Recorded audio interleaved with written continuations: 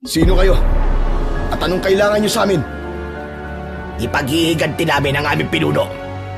Kayo ang dahilan ng kanyang kamatayan. Pinatay niyo ang pinuno namin si Kapitan Panopio. Kaya kamatayan din ang nararapat para sa inyo. Nababaliw ba kayo? Para sa kaalaman nyo, aswang ang pumatay kay Kapitan Panopio na isa ding masamang aswang. Ang medalyon, Martin! Ilabas mo na! Salamat. Maraming salamat sa iyo. Ikaw pala magiging susi para makabalik ako sa dati kong anyo.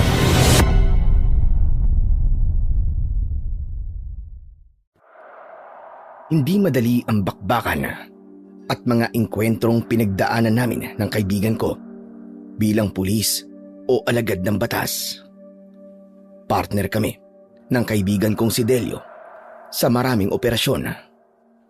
Parang ang kambal na kami at maaari nang magkapalit ng muka dahil araw-araw ay magkasama kami sa trabaho.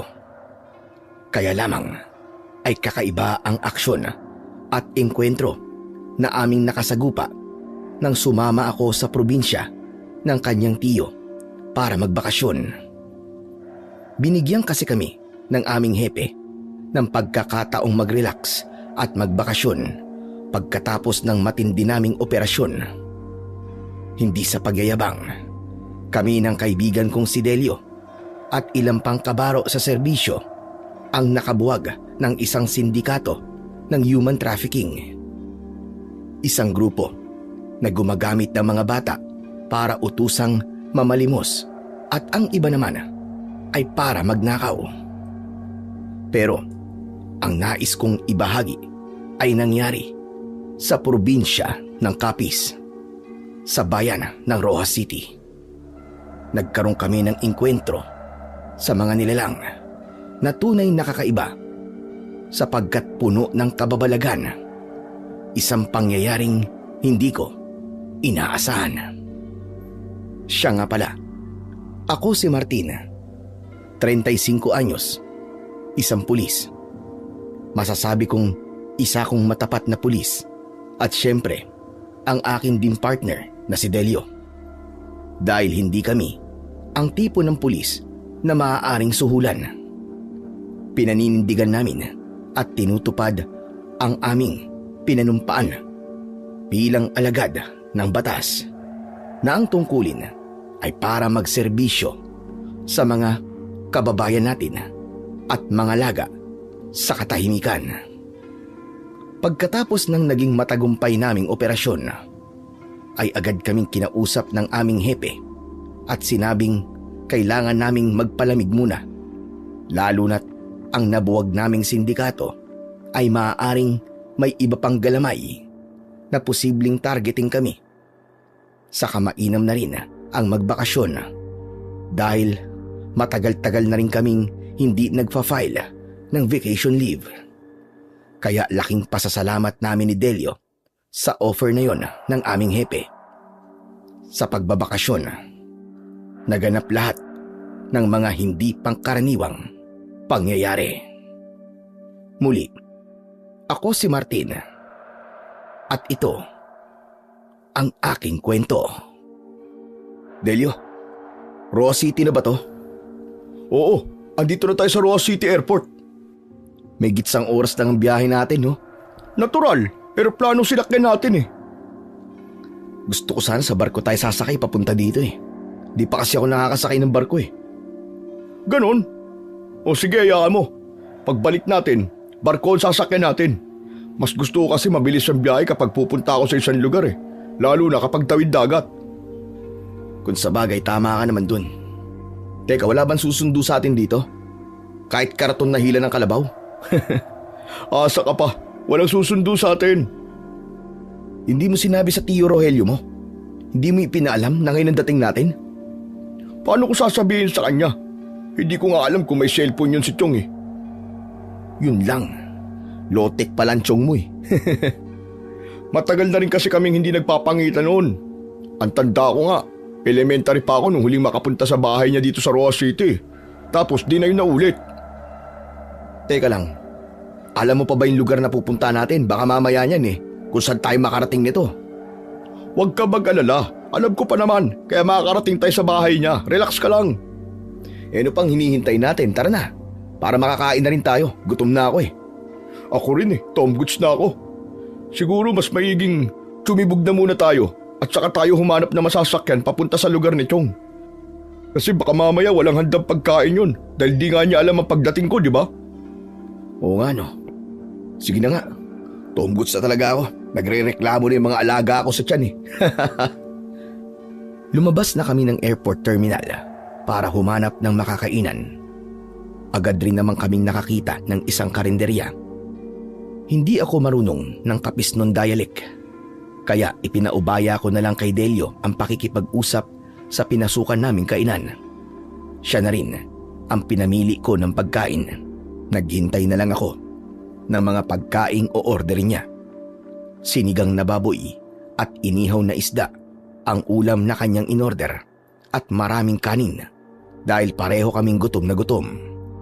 Pagkatapos naming makakain ay lumabas na kami at naglakad-lakad para magpababa ng aming kinain. May binili ding pasalubong si Delio para daw sa kanyang tiyo Rogelio. Upang matiyak ni Delio na hindi kami mapupunta sa ibang lugar, ay nagtanong-tanong na rin siya kung saan ang sakayan sa lugar na aming pupuntahan. Hindi ko naintindihan ang pakikipag-usap niya sa lalaking pinagtanungan niya. Pero syempre, alam kong nagkaintindihan sila. Doon tayo sa kabilang kalye. Doon daw ang terminal ng jeep papunta sa lugar ni Chong. Tama kaya ang sinabi ng lalaking kausap mo? Oo naman. Saka naalala ko pa naman kahit papaano Siniguro ko lang kaya ako nagtanong. Tumawid na kami ng kalsada ni Delio. Saka naglakad pa hanggang sa nakarating na kami sa terminal ng jeep. Doon kami sumakay. Pero bago pa kami sumakay ay nagbayad na ng pamasahe si Delio. Umabot din ng halos kalahating oras ang itinakbo ng jeep na sinakyan namin hanggang makarating sa baryo na aming pupuntahan. Buong akala ko ay sa lugar na binabaan namin ng jeep ang aming destinasyon. Pero muli ay pumara ng tricycle si Delio at sumakay kami. Medyo hindi nakagandahan ng daan na tinahak ng tricycle. Medyo may pagka-rough road na yun. Probinsyang probinsya na dahil sa mga nagtataasang puno at makakapal na halaman sa gilid ng hindi konkretong kalsada. Tol, sa buwan ba nakatiran Chong mo? Umamin ka nga. Anong sa buwan? Pambihira. Tignan mo nga itong dinaraanan itong sinasakyan natin tricycle. Ang daming lubak. May mga butas-butas. Di ba ganito raw sa buwan? Bakit nakarating ka na ba ron? Hindi pa naman. Ngayon pa lang. Ay nako, puro ka talaga kalokohan Martin Pero konting tiis na lang, malapit na tayo. Aray ko, aray. Nauntog ako dahil sa baba ng bubong ng tricycle. Mga ilang bukol pa kaya mapapala ako bago tayo bumaba nitong tricycle. Malamang mga 10 bukol pa. Ewan ko sa'yo, ang gulo mo. Masyado ka reklamador. Hindi naman, nagtataka lang ako kasi ganito ang daan Hindi na bago yan, Chong. Malamang nakurakot na ng mga politiko ang pondo, kaya hanggang ngayon hindi pa rin maayos ang kalsada. Huminto na ang sinasakyan naming tricycle. Yun na ang destinasyon namin. Unang bumaba si Delio. Tahimik ang lugar na yon. Ang mga bahay ay magkakalayo. Yung tipong tatamaring kang mangapit bahay dahil lalakad ka ng ilang metro bago mo mapunta na ang kapitbahay. Nagbayad na si Delio sa tricycle at umalis na ito. Chong, ito na ba talaga yon? Sure ka na ba? Oo naman, sure na ako Martin. Kaya tara na. Sa bandarong pa ang bahay ni Tio Rogelio. Binigtas namin ng kaibigan ko ang isang masukal na lugar. Hanggang sa makarating kami sa isang lumang kubo na tila hindi na natitirhan. Maraming kalat sa paligid ng bahay at tinutubuan na rin ng mga damong ligaw. May gumagapang na ring damo sa dingding ng kubo papunta sa bubong. Delio, diyan nakatiran Chong mo? Oo, natatandaan ko itong matandang puno ng duhat na malapit sa bahay niya eh. Dati dito pa ako umaakyat nung bata pa ako para manguha ng bunga. Parang walang tao dyan eh. Hindi na yan tinitirhan eh. Oo nga eh, parang pinabayaan na. Anak ng tupa, mukhang wrong timing ang pagbabakasyon natin dito. Lumapit si Delio sa nakasarang pinto ng kubo. Bahagya niyang hinila yon pero hindi nabuksan. Nakatali yon ng kinakalawang na alambre. Hindi naman mahirap kalagin ang alambre, kaya natanggal din yun ni Delio.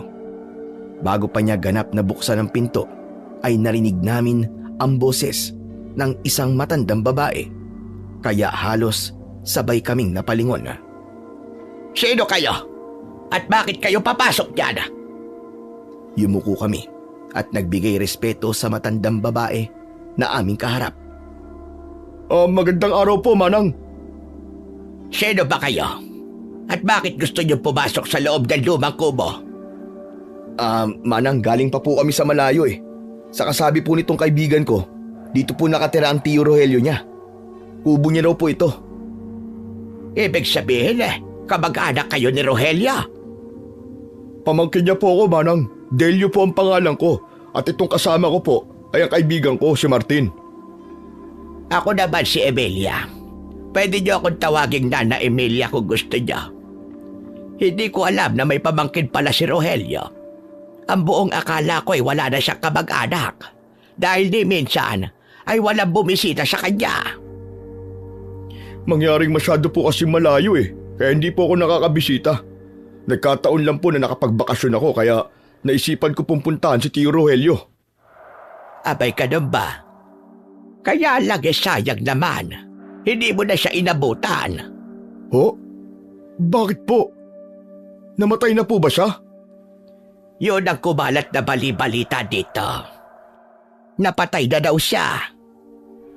Dahil marami pang nais itanong ang kaibigan ko kay Nana Emilia, kaya binuksan na namin ang kubo upang pumasok doon. Medyo marumi at puno ng alikabok ang bahay. Naroon ang mga gamit na matagal nang hindi nagagalaw. Nagpatuloy sa pagtatanong si Delio kay Nana Emilia tungkol sa kanyang tiyuhin. Pero paano po namatay si Tio Rogelio? Ang totoo, wala namang nakakaalam kung paano siya pinatay o kung sinong pumatay sa kanya. Pinatay? Bakit po pinatay? Paano po nangyari yun?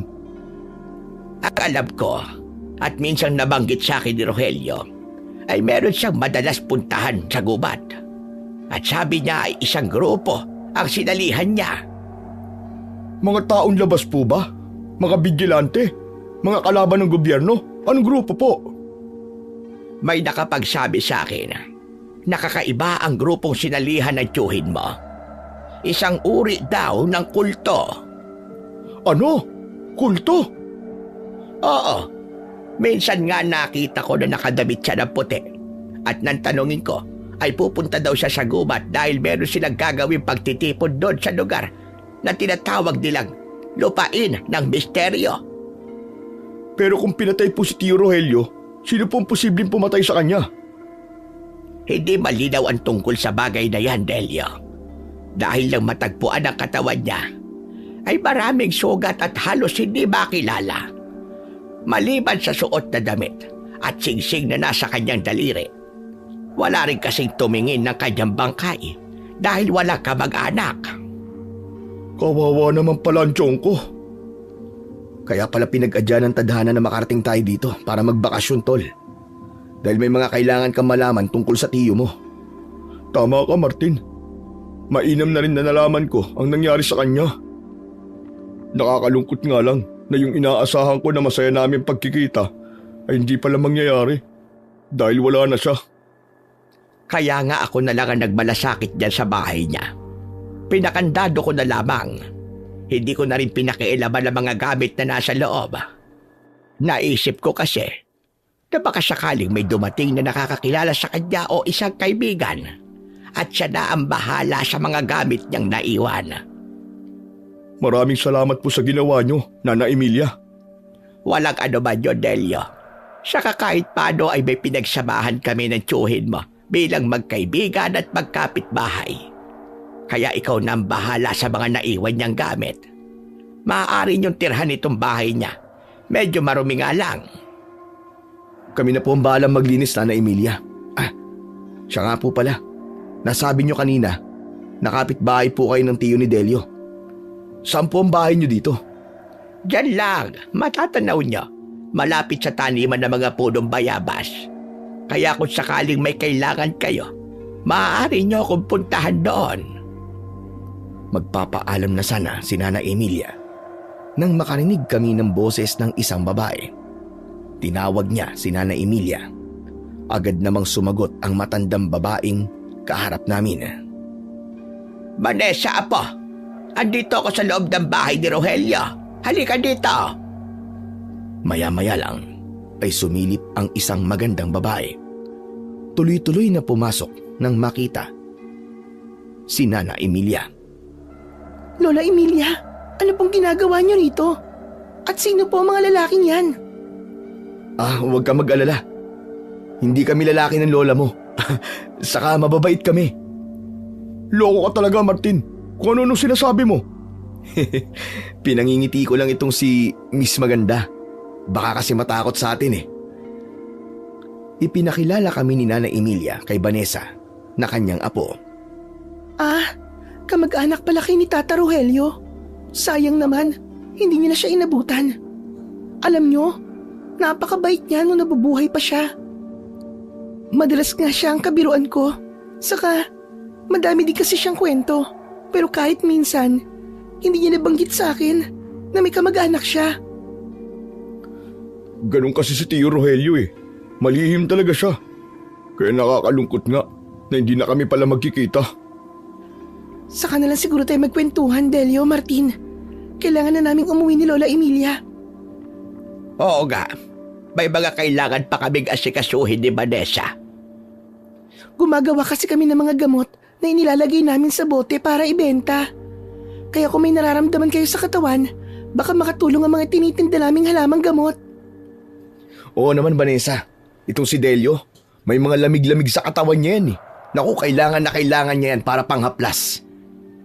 Meron kami nun at talagang mabisa yun. Ito naman si Martin. Madalas, sumasakit ang tuhod niyan dahil sa rayuma niya. Amang tama, may gamot din kami na pwedeng panghilot sa mga namamagang rayuma. Umalis na ang maglola at naiwan na kami ni Delio. Marumi ang loob ng bahay at kailangan naming linisin yon para may matulugan kami pagsapit ng gabi. Ikaw naman, Martin, oo. Ba't sinabi mong may lamig-lamig ako sa katawan? Nakakahiya tuloy kay Vanessa. Tol, it's a tie naman eh. Sinabi mo nga rin na may rayuma ako, di ba? Nasabi ko lang yun para maging komportable sa atin si Vanessa. Ano ka ba? Pero tol, aminin mo. Maganda si Vanessa, di ba? Oh, huwag mo sabihin kursunada mo siya. Wala akong sinasabing ganun. Pero, alam mo ang usapan natin pagdating sa babae. Oo naman, hindi tayo mag-aaway dahil lang sa isang babae. Pero, may the best man win. At walang samaan ng loob. Oo naman, tol. Di ko hahayaang masira ang pagiging magpartner natin dahil lang sa isang babaeng probinsyana. Nag-peace bump pa kami ni Delio bilang pagpapayag na maayos ang aming pagiging magkaibigan. Sinimulan na naming iligpit ang mga kalat para magamit na rin namin ang ibang kasangkapan na naroon. Kumpleto pa ang mga gamit panluto, maging ang iba pang gamit sa kusina. Kulang na lang ay ang aming lulutuin. Maya-maya, kapag nakapaglinis na kami, ay itatanong na lang namin kina Vanessa kung saan maaaring bumili ng lulutuin at saan pwedeng kumuha ng tubig. Sinamahan kami ni Vanessa sa pinakamalapit na tindahan. Ayon kay Vanessa, ay malapit na tindahan lang yon, pero nang puntahan namin ay inabot kami ng 15 minutos sa paglalakad bago narating ang pinakamalapit na tindahan. Maging ang lugar kung saan maaaring kumuha ng tubig na sinabing malapit lang ay kailangan ng 20 minutos bago pa marating. ganun pala sa probinsya. Ang malapit ay hindi talaga malapit. Kaya napapailing na lamang ako. Ikaw talaga Tol. Ang dami mo reklamo kanina. Nakakaya tuloy kay Vanessa. Sinamahan na nga tayo sa tindahan at dun sa poso na inigiban natin ng tubig. Kasi naman malapit na raw yun. Tapos, napakalayo pala. Ganun talaga. Kasi nga yun ang pinakamalapit Pero ang mahalaga Tol, sinamahan tayo ni Vanessa. Saka nag-enjoy ka naman sa pakikipagkwentuhan kanina, di ba? Ako lang ba? Ikaw rin naman Pero Tol, maganda talaga siya no? Kakaiba ang ganda niya. Siguro wag muna tayo mag-isip ng kung ano. Kaibiganin na lang natin siya. Tsaka nakakaya kay Nana Emilia. Nagpunta tayo dito para magbakasyon, hindi para humanap na magiging girlfriend. Kung sa bagay tama ka. Saka mas maigi yun para hindi tayo mailang sa kanya. Saka Tol, baka mahirap din kung magkaroon ka ng syota na taga-probinsya, di ba? Sabi nga nila, minsan daw may mga tinatagong lihim. Anong ibig mo sabihin? Baka mamaya may samaligno siya. O kaya may lahing aswang. Kung sa bagay, kaya makipagkaibigan na lang tayo para hindi tayo pag-isipan o gawa ng hindi maganda. Nagtulong kami ng kaibigan ko para magluto ng aming magiging hapunan. Ginisang sardinas ang aming naging ulam. 6:00 pa lang ng hapon ay madilim na ang paligid. Ang simoy ng hangin ay may kakaibang hatid na ginaw. Tila hinila kami para matulog na. Kaya pagkatapos naming kumain at iligpit ang mga pinagkainan, ay pinagpagan na namin ang lumang banig na dating ginagamit ng tiyo Rogelio ko. Unang gabi namin sa lugar na yon. Ganap ng 8 ng gabi, pero pakiwari ko'y 12:00 na dahil sa katahimikan. Tanging mga huni ng insektong kuliglig ang maririnig. Sunod-sunod ang hikab ko at ganun din si Delio. Talagang hinihila na kami para matulog. Kaya pumwesto na kami sa nakalatag na banig. Wala kaming magamit na unan, kaya kumuha na lang kami ng aming dalang damit. Tinupi-tupi namin yon upang siyang magsilbing unan. Hindi namin namalayan ang oras. Madali kaming nakatulog dahil na rin sa pagod sa biyahe at sa paglilinis ng kubo. Naalimpungatan ako at dahil na rin nakaramdam ako ng tawag ng kalikasan, kaya ako'y nagising. Napatingin ako sa orasan na nasa aking braso. Ganap ng 12:00 ng gabi. Dahil wala namang banyo sa loob ng kubo, kaya kailangan kong lumabas para umihi.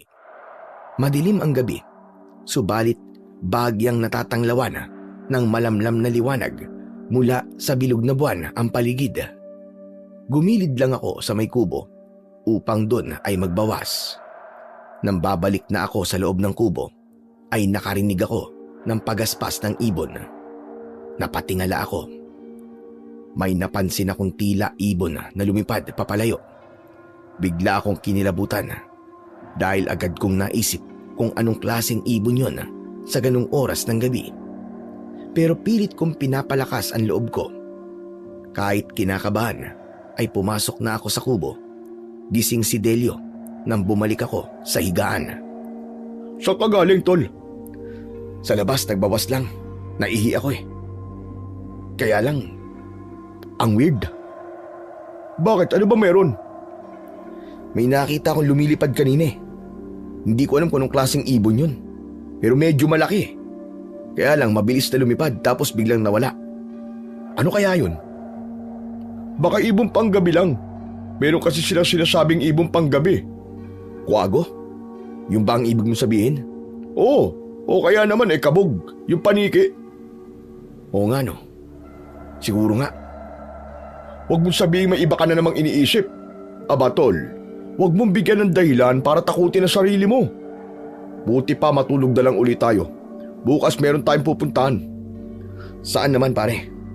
Bukas ko na lang sasabihin sa'yo.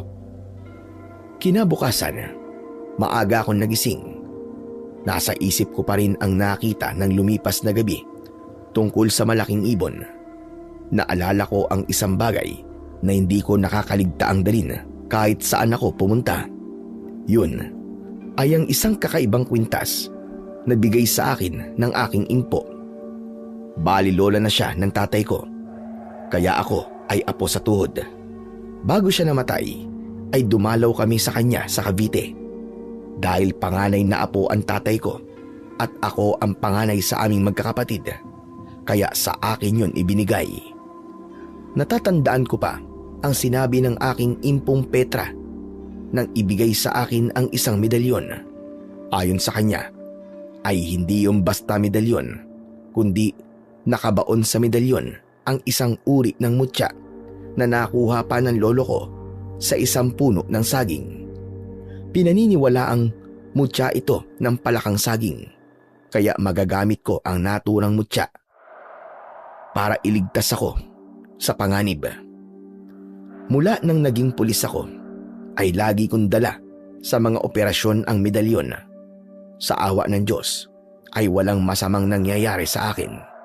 Kung nasusugatan man ako o natatamaan ng bala, ay hindi naman ako napupuruhan, kundi madalas ay daplis lamang sa katawan ko. Kaya pinaniniwalaan kong yun ang dahilan. Iniligtas ako ng medalyon na ipinamana sa akin ng impo ko na isang antingero. Kinuha ko yun sa loob ng dala kong bag.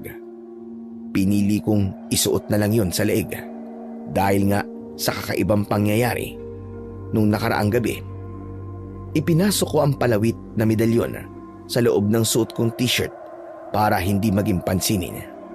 Dahil umaga na nun at natutulog pa si Delio, kaya ako na ang nag-init ng tubig at nagprito na rin ng itlog para sa aming almusal. May tinapay naman kaming nabili nang magpunta kami sa tindahan. Sapat na yon para sa aming agahan. Nang makapagluto ako, ay ginising ko na ang kaibigan ko para sabay kaming kumain. Aga mo palang nagising at nakapagluto ka na kaagad. Sabi mo kasi may pupuntahan tayo, di ba? Oo nga pala, mamaya pagkatapos natin kumain, pupunta tayo kay Vanessa. Aga mo naman manliligaw.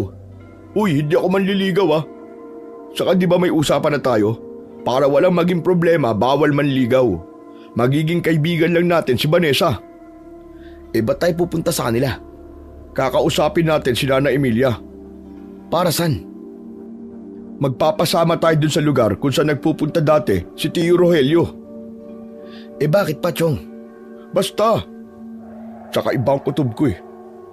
Hindi talaga ako mapapalagay hanggat wala akong nalalaman tungkol sa tunay na nangyari sa kanya. Huwag mong sabihin mag-iimbestiga tayo. Parang gano'n na nga. Saka may gitsang taon pa lang naman. Mula nang di siya umuwi. Oh, di ba sabi ni Nana Emilia patay na ang tiyong mo? Oo nga, pero gusto ko pa rin matiyak.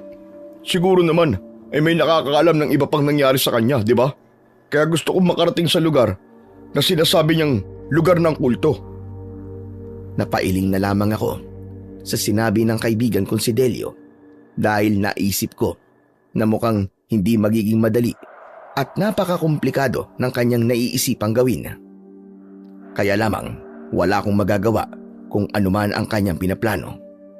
Kaya nang matapos kaming mag-almusal, ay nagpalit lang siya ng damit at umalis na kami para magpunta sa bahay ni Nana Emilia.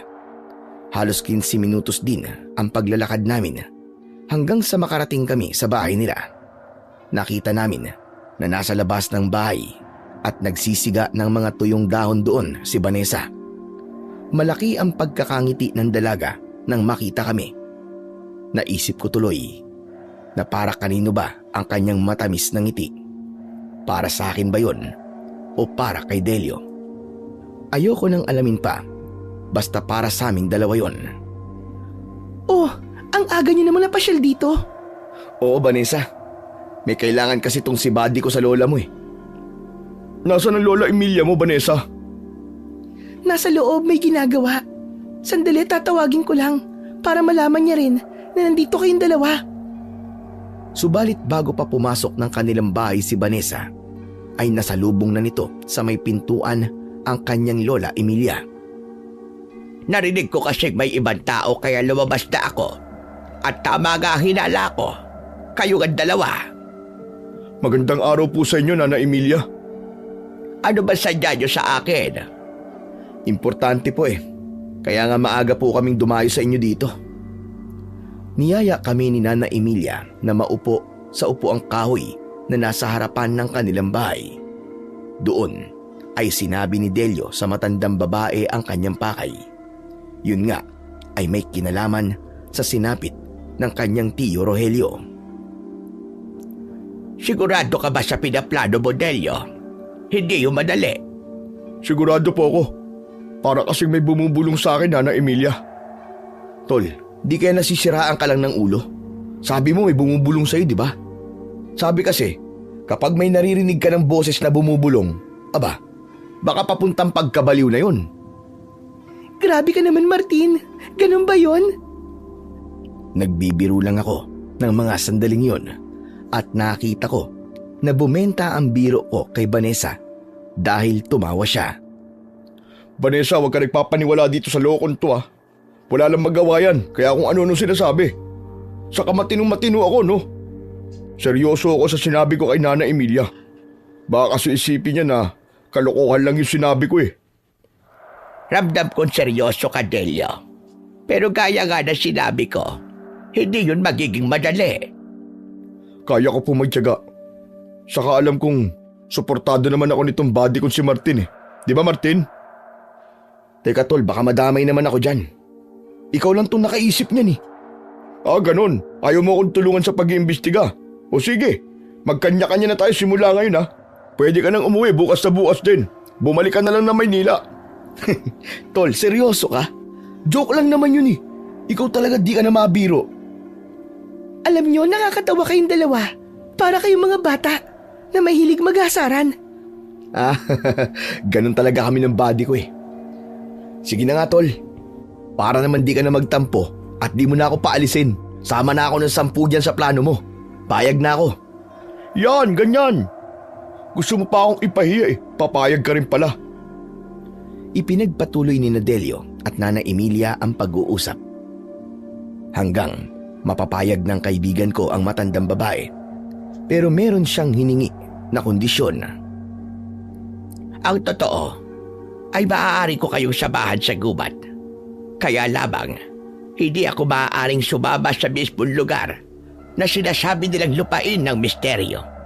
Kundi hanggang doon lamang ako sa patungo roon. Okay lang po yun. Ang mahalaga ay maituro lang po sa amin. Tapos bahala na po kami ni Delio na maligaw papunta doon. Hayag ka na naman eh. Negative na naman yung sinasabi mo eh. Hindi naman kayo maliligaw. Dahil ang daan na ituturo ko ay walang ibang patutunguhan, kundi sa inyong magiging destinasyon. Nana Emilia, kailan niyo po kami maaaring samahan doon? Bukas na bukas, maganda kayo at sasamahan ko kayo. Sasama rin po ba ako, Lola Emilia? Hindi na apo, maiwan ka na lamang. Kaya ko na samahan doon sila Delio. Ay, teka. Maiwan na lang din pala ako tol kasi walang kasama si Vanessa eh. Nag-iisa lang siya rito, kawawa naman. Kaya ko ang sarili ko, Martin. Mas kailangan ng kasama ang kaibigan mo. Saka hindi rin ako papayag na maiwan ka rito na kasama ang apo ko, Martin. Oh, nakita mo na Martin. Walang tiwala sa'yo si Nana Emilia. Baka mamaya, aswangin mo si Vanessa. Grabe siya sa akin oh. Huwag kang ganun. Bakit mukha ba akong aswang? Aba, sa gwapo kong to, mapagkakamalan akong aswang? No way!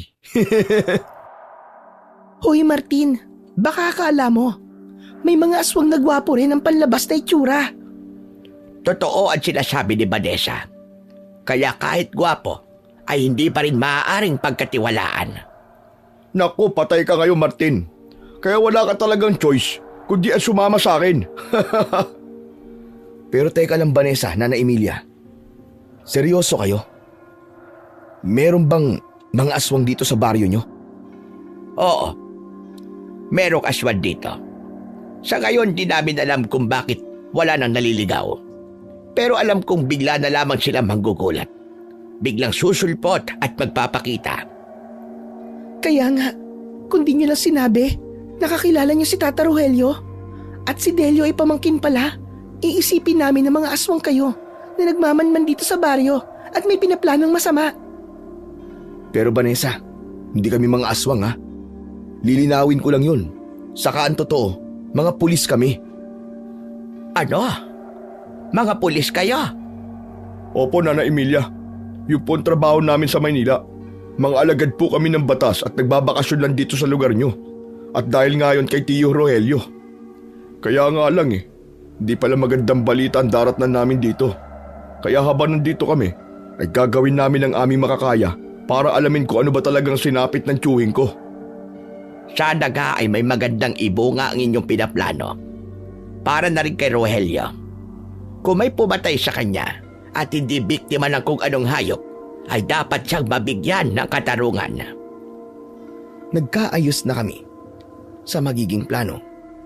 Bukas ay sisimulan na namin ang misyon ni Delio. At syempre, kasama ako sa ayaw ko at sa gusto ko. Pansamantala ay nagpaalam na kami at umuwi na sa bahay. Muling sumapit ang gabi. Gaya ng dati ay maaga kaming naghapunan. Kinabukasan na ang lakad namin papunta sa gubat. Hindi ko maipaliwanag kung bakit hindi ako makatulog ng gabing yon. Samantalang naririnig ko ang paghilik ng kaibigan kong si Delio. Malalim na ang kanyang pagtulog. Dahil tahimik ang gabi, kaya naman naririnig ko ang paulit-ulit na tunog ng mga kuliglig. Sinabayan pa yon ng ingay ng mga palaka dahil nga umulan ng hapong yon, kaya masarap ding matulog at may kalamigan ang simoy ng hangin. Subalit sa kabila ng masarap na klima ay hindi ako dalawin ng antok sa hindi ko maipaliwanag na dahilan.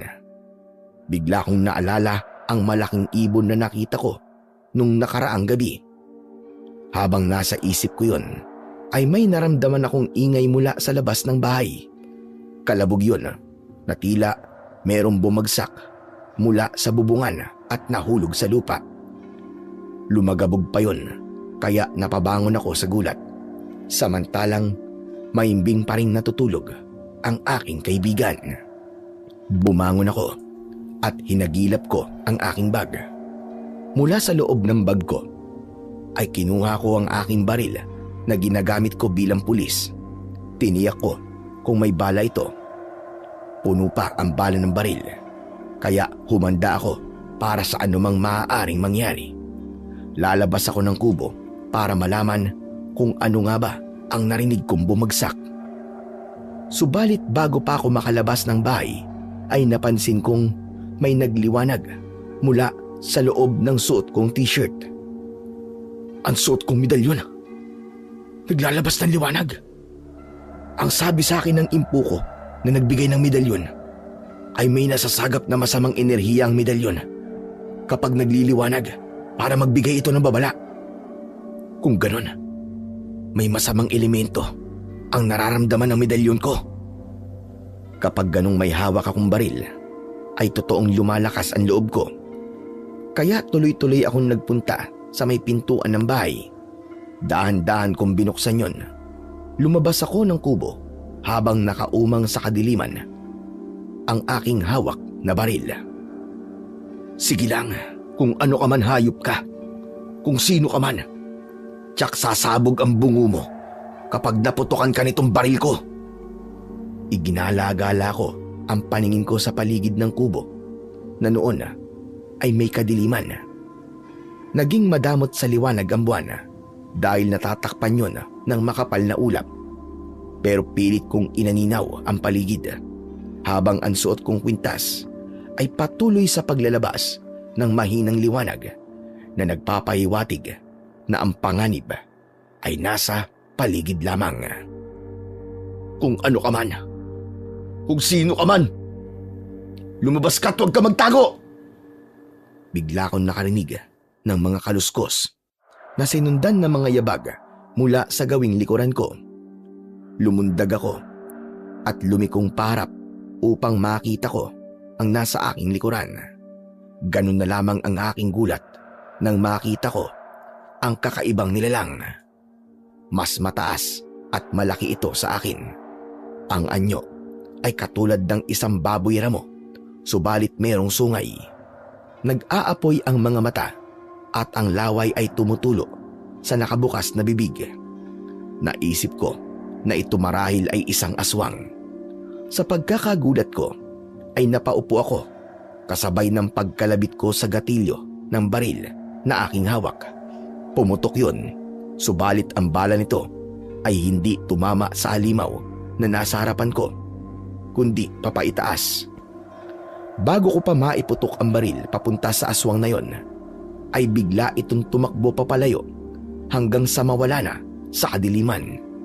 Pero habang tumatakas ito, ay kinalabit ko ang gatilyo, kaya ilang putok ng baril ang kumawala. Kaya lang, isa man ay hindi tumama sa katawan ng aswang na tumatakas papalayo. Habang nakaupo ako sa lupa, ay naramdaman kong may papalapit sa akin na nagmamadali. Galing sa loob ng bahay, kaya alam kong si Delio yun na nagising dahil sa putok ng baril. Buddy! Martin! Ano nangyari? Bakit ka nagpaputok? Tol, may aswang. Andito siya kanina, tol. Ano bang aswang sinasabi mo? Wala naman akong nakikita. Wala na, tumakas ni. Kinapa ko sa dibdib ko ang medalyon. Tinignan ko yun. Kaya lang, wala na ang liwanag nito. Ibig lang sabihin, ay hindi na nito nasasagap ang masamang enerhiya na dala ng halimaw. Posibleng malayo na ito. Maniwala ka sa akin, tol, may aswang. Kitang-kita ko. Pinaputokan ko nga siya. Kaya lang di ko tinamaan. Kung talagang nakita mo ang halimaw, ibig sabihin, Diyos ko, totoo nga palang sinabi ni Nana Emilia at Vanessa. Oo, tol, totoo yun. Totoong aswang. Gaya nga ng sabi nila dati wala na. Pero ngayon, nandito na uli. Oo, tol. At yung aswang na sinasabi mo, may nala ako na may kinalaman din siya sa nangyari kay Tio Rogelio. Ibig mong sabihin, tol, posibleng pinatay siya ng aswang? Oo. At kung totoo ba ng kutubgong yun, kailangan kong ipagiganti si Tio Rogelio. Tayo ang papatay sa aswang na yun. Alam kong seryoso si Delio sa kanyang sinabi, kaya hindi na ako humirit para magbiro. Sa plano niyang yun, ay alam kong hindi na ako makakaiwas pa. Hindi na ako makakatanggi. Kailangan kong samahan ang kaibigan ko sa kanyang magiging laban. Kinabukasan ay hindi na namin pinuntahan pa sa kanilang bahay si Nana Emilia. Maaga pa ay naroon na siya sa harap ng aming kubo. Napansin ko ang isang kawayan na may tulis na ginagawa niyang tungkod. May tila kwintas din siya sa leeg at pinagmasdan ko yung maigi. Hindi ako nagkakamali ng aking tingin dahil malinaw pa naman ang aking mga mata. Pinagdugtong-dugtong yun na bawang. Nana Emilia, bakit ang dami niyo pong bawang? Magtitinda po ba kayo ng bawang o magluluto po kayo ng adobo? Oo nga naman po. Para sa po mga bawang na nakakwinta sa leeg nyo. Para maging proteksyon ko ito. Ano ho? Proteksyon po para saan? Sa mga kampo ng kadiliman. Sa mga aswang na maaari nating makasalubong sa gubat. Kaya heto ang iba. Ilagay nyo ito sa inyong mga bulsa. Hindi na po kailangan. Sapat na po sa amin ang dala namin baril. Kaya na po namin protekta ng sarili namin, Nana Emilia. Kung wala na tayong ibang kailangan dalhin, ay mas maiging umalis na tayo habang maaga pa. Nauna nang lumakad si Nana Emilia at nakasunod naman kami ng kaibigan kong si Delio. Parehong nakasiksik sa aming bewang ang aming baril. Suot ko rin sa leeg ko ang aking medalyon na bigay ng aking impo na isang antingero at hinding-hindi ko yun maaaring iwan. Hindi kakikitaan ng katandaan si Nana Emilia habang naglalakad kami. Marahil dahil sanay na ito sa malalayong lakaran.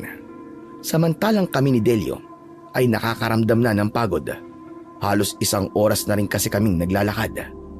Hanggang sa makarating kami sa isang lugar na tila may malalaking puno.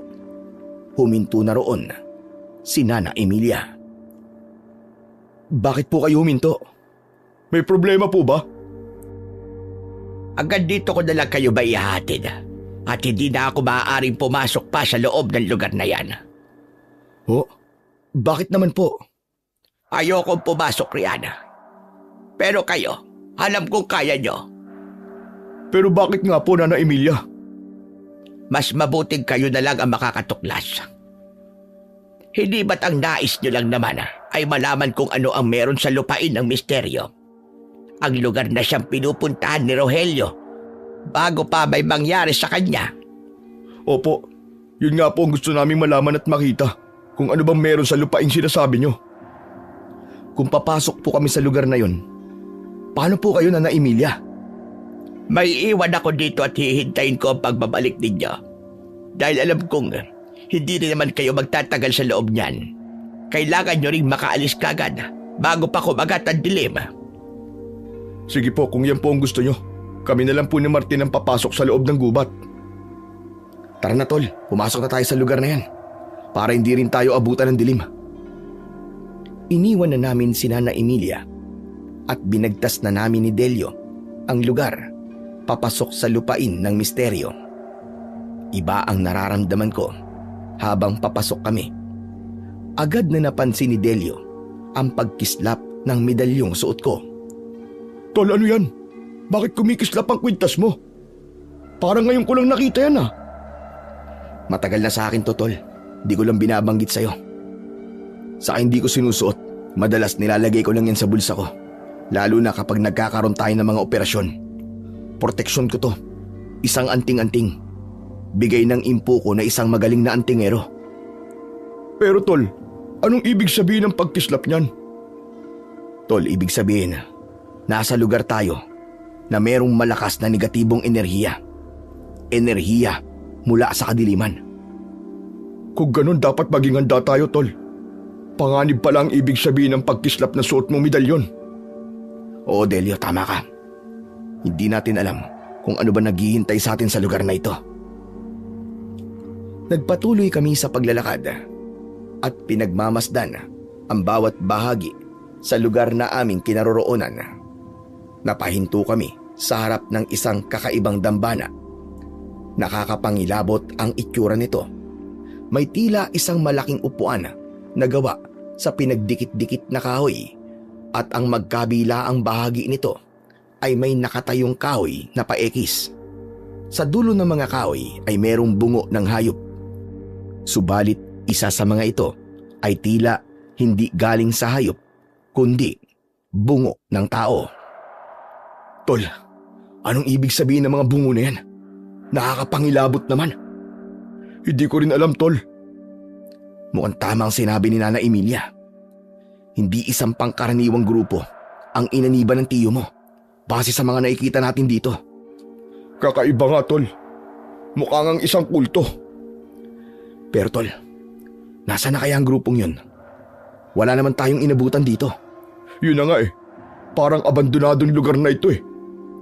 Hindi kaya lumipat na sila sa ibang lugar, tol? Kundi aswang ang pumatay sa kanya. Malamang, ang kultong ito ang may kagagawan sa sinapit ni Tio Rogelio. Ano pang hinihintay natin? Umalis na kaya tayo dito? Tumitindi na ang kilabot na nararamdaman ko eh. Tol, para ka namang di pulis. Bigla ka na lamang naduduwag ah. Pero tol, ibang usapan na kasi to. Ikaw pa naman tong may medalyon. Tapos ikaw tong duwag. Para din to sa kaligtasan natin dalawa. Saka tol, pinapaalala ko lang sa'yo. Teritoryo nila to. Basta na lang tayong pumasok sa lugar na to na hindi natin dapat pinupuntahan. Kung sa bagay, tama ka dun. Kahit ano pang sabihin, ay lumalabas sa trespassing tayo dito. Yun na nga eh. Baka mamaya hindi epektibo sa ganitong lugar tong medalyon ko. Kaya nga walang tigil sa pagkislap eh. Ipinapahiwatig ang panganib na naghihintay sa atin sa lugar na to. Lalabas na tayo? Tara tol, umalis na tayo dito. Nagdesisyon kaming umalis at humakbang papalabas ng lugar na yon dahil nakakaramdam na kami ng kakaiba. Tila ba may mga matang kanina pa nakatingin sa amin. Nabanggit ko yung kay Delio at ganun din pala ang kanyang pakiramdam. Oo nga eh. Pakiramdam ko may mga nakamasid sa atin, tol. Kaya tara na, umalis na tayo. Habang papaalis na kami at nakakailang hakbang na rin nang makarinig kami ng malakas na ungol. Kaya dahil sa pagkagulat ay otomatikong nagtalikuran kaming magkaibigan at agad na kinuha sa bewang ang aming dalang armas. Nagready kami sa anumang maaaring magpakita sa amin, pero wala namang lumitaw na anumang nilalang. Kaya ipinagpatuloy na namin ang paglalakad. Subalit may kung anong naapakan si Delio. Anak ng weteng! Bakit, Delio? Anong problema? Martin, may naapakan ako eh. Parang patay na tao. Ha? Putya! Oo nga, tol! Patay na tao nga!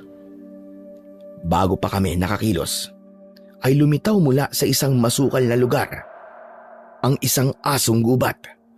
Umaatungal at nanlilisik ang mga mata. Tumutulo din ang kanyang laway. Tol, mapapalaban tayo. Basta umanda ka! Biglang umatake ang asong gubat. Mataas ang kanyang pagkakatalon. Halos sabay kaming yumuko ni Delio, kaya lumagpas ang mabangis na hayop at hindi kami nahagip. Kaya lamang bigla itong bumalik at muling umatake sa amin. Halos sabay naming itinutok ang hawak naming baril at pinaputukan ang papasugod na asong gubat. Ilang putok din ang umalingaw-ngaw. Lahat ng yun ay tumama sa katawan ng asong gubat na tumimbuwang at hindi na nakabangon. Pasensya ka na, asong gubat. Kailangan lang namin iligtas ang buhay namin. Masyado mo kasi kaming ginugulat eh. Maya-maya pa ay hindi na humihinga ang hayop. Malamang, tol, siya ang pumatay sa taong naapakan mo. Tama ka. Pero sino kaya ang taong yan na natagpuan natin dito? Di kaya katulad mo rin ang sadya niya? Malamang may kamag-anak din yan na naging miyembro ng kulto at hinahanap niya rito. Oo nga no. Posibleng ganun nga yun. Kaya lang minalas siya. Ganito ang kanyang sinapit. O ano, paano yan, tol? Anong gagawin natin dito sa bangkay na narito? Hindi natin siya maaaring bitbitin. Siguro, ipagbigay alam na lang natin kapag nakababa na tayo ng lugar na to. Kaya lang, tol, ang inaalala ko, baka ikapahamak pa natin kung ipapaalam natin to. Isa pa, hindi tayo taga rito eh. Naisip ko rin yan eh. Teka lang, teka. Oh, ano na naman, tol? Ikaw talaga, oo. Nawawala na. Alin na nawawala? Yung bangkay, tol. Yung bangkay na nakita natin kanina, nasa na yun? Abat, oo nga no. Bakit wala na? Paano nawala yun? Tol, pinaglalaruan tayo. May kababalagang nangyayari dito. Walang tigil pa rin sa pagkislapan suot ko medalyon, tol. Umalis na tayo rito. Mas mahirap kung aabutan pa tayo ng dilim sa lugar na to. Tara na! Dahil walang katiyakan kung ano pa mang makikita namin sa lugar na yon, ay nagdesisyon na kaming umalis. Mabilis ang bawat hakbang namin upang ganap ng iwan ang lugar na yon. Kaya lamang nang ganap na kaming makakalabas sa lugar na tinatawag na lupain ng misteryo, ay binalikan na namin si Nana Emilia sa lugar kung saan siya naghihintay. Kaya nga lang, wala na siya roon. Nana Emilia! Nana Emilia! Andito na po kami! Nasaan po kayo? Baka nagutom, tol, at tumanap na makakain. Di kaya iniwan niya tayo? Nainip siguro yung matanda sa paghihintay dahil medyo natagalan tayo. Tara na, tol. Aalis na tayo? Di na natin siya hihintayin. Paano natin siya hihintayin kung nauna na nga siya? Eh di sige, umalis na rin tayo. Tara. Dahil naisip naman namin na nauna nang bumaba sa gubat si Nana Emilia, ay hindi na kami naghintay. Kaya umalis na rin kami ng gubat. Diretso kami sa bahay ni na Vanessa upang tiyakin na naroon na ang kanyang lola. Sinalubong kami ng dalaga na napakunot pa ng noo nang kami ay makita. Oh, bakit kayo lang? Nasaan si Lola? Ano? Wala pa ba dito? Ang buong akala namin iniwan na kami at nauna na siya. Pero hindi pa siya umuwi rito. Nagkatinginan kami ni Delio. Mali pala ang kutob namin. Hindi nauna si Nana Emilia. Kaya lamang, bakit wala siya sa lugar na dapat ay babalikan namin siya? Diyos ko, nasa na kaya ang lola ko? Bakit wala pa siya? Ayaw namin mag-alala si Vanessa. Kaya pinagaan na lang muna namin ang kanyang loob. Kahit pa isang kasinungalingan yun.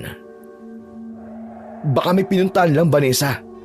Sabi niya kasi sa amin, may gusto siyang puntahan Oo nga, malamang nagpunta siya sa isang kakilala. Mamaya lang darating na rin yun. Tiyak namang uuwi din yun dahil hindi niya hahayaang mag-alala ka. Siguro nga. Kaya hihintayin ko na lang siya. Kailangan na rin muna naming umuwi, Vanessa, para makapagpahinga. Hayaan mo bukas, babalik kami rito. At sana, nakauwi na rin ang Lola Emilia mo. Inakbayan ko na ang kaibigan kong si Delio para umalis na rin kami. Hindi na muna namin kailangan makipag-usap kay Vanessa at baka mahalata lang nito na gumagawa kami ng kwento at nagsisinungaling. Pero kapwa kami nag-aalala tungkol kay Nana Emilia. Nang nakabalik na kami sa bahay, ay napag-usapan namin ni Delio ang tungkol sa lola ni Vanessa. Nasaan na kaya si Nana Emilia, no? Ba't wala siya dun sa lugar na pinag-iwanan natin sa kanya? At sabi niya sa atin, ay dun niya tayo hihintayin, di ba? Yun na nga Tapos wala naman siya ron.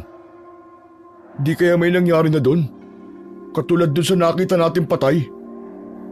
Pero bigla namang nawala yung patay na yun. Oo nga pala, no? Pinaglalaroan tayo nung naroon pa tayo sa lupain ng misteryo. Tol, naisip ko lang Di kaya may tumangay kay Nana Emilia? Hindi natin alam, Tol.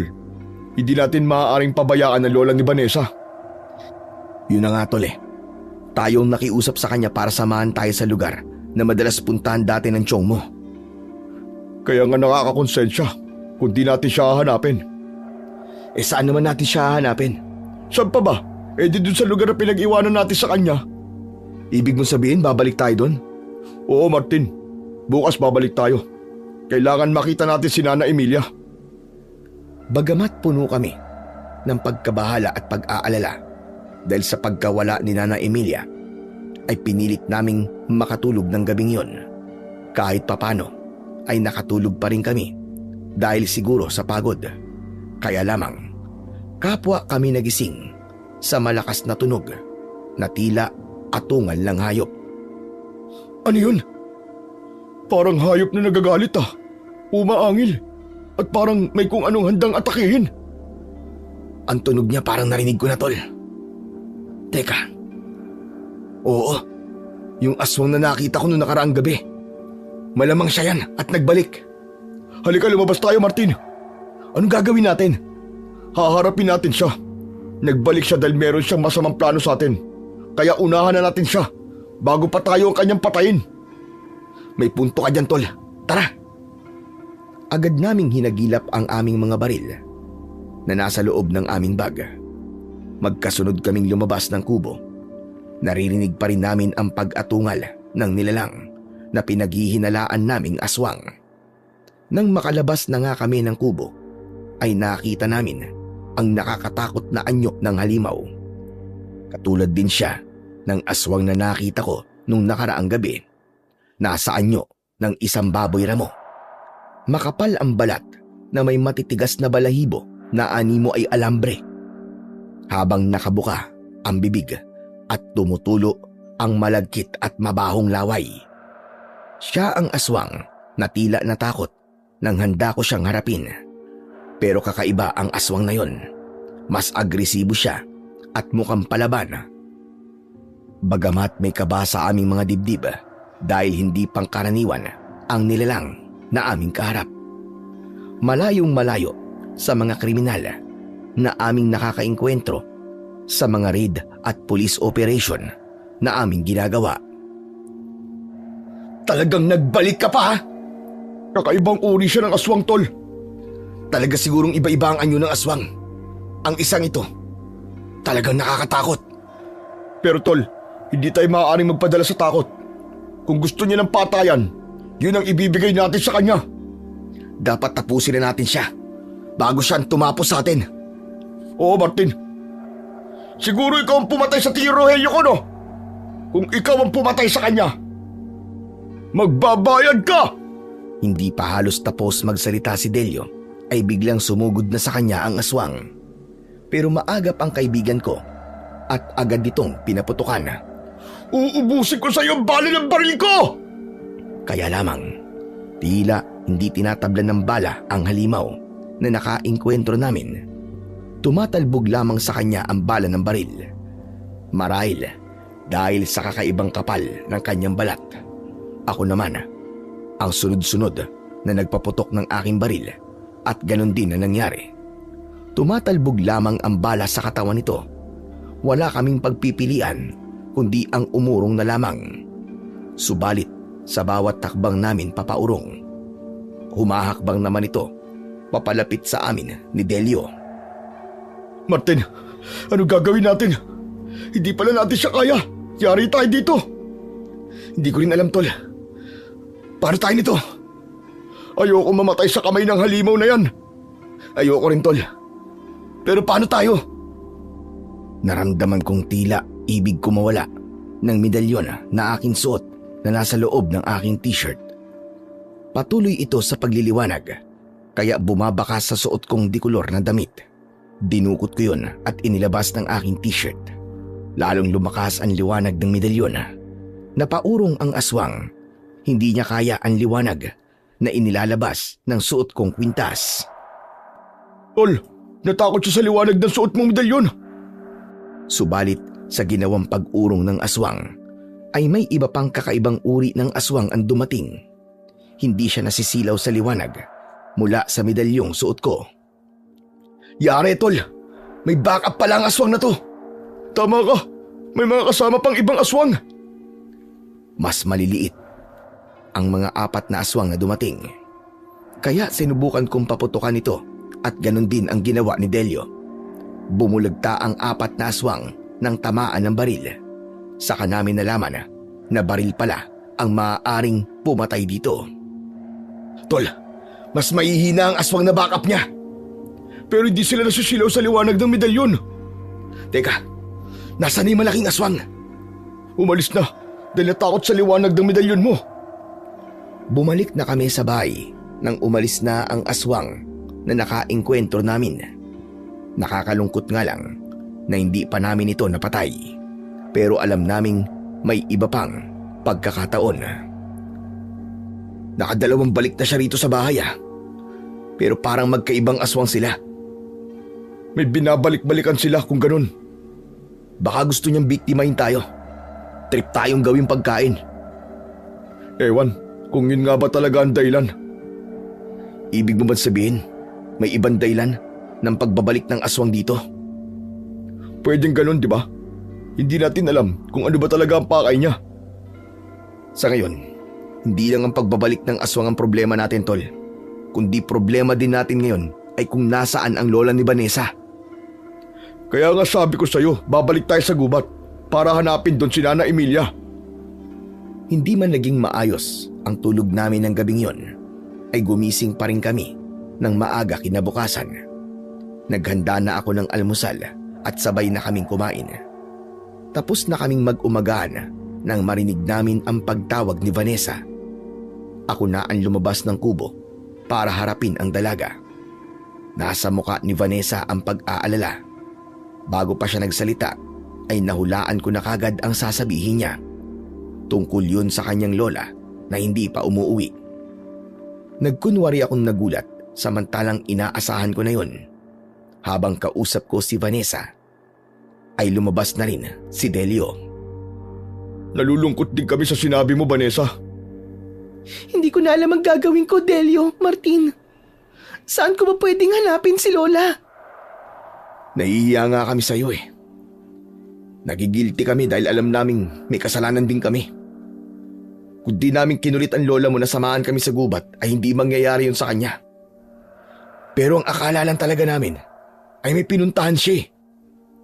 Kung may pinuntahan si Lola, tsak na umuwi yung kagabi. Yun nga rin ang iniisip namin eh. Kaya ibig sabihin ay talagang nawawala siya. Nakikiusap ako sa inyo.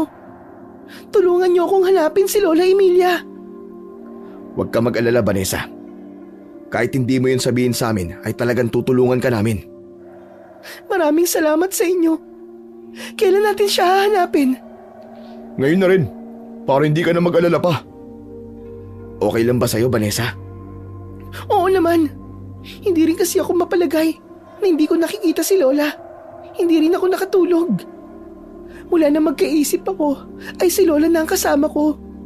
Siya na ang nagpalaki sa akin mula na maghiwalay ang aking mga magulang at iwan ako kay Lola Emilia. Kaya hindi ko maaaring pabayaan si Lola.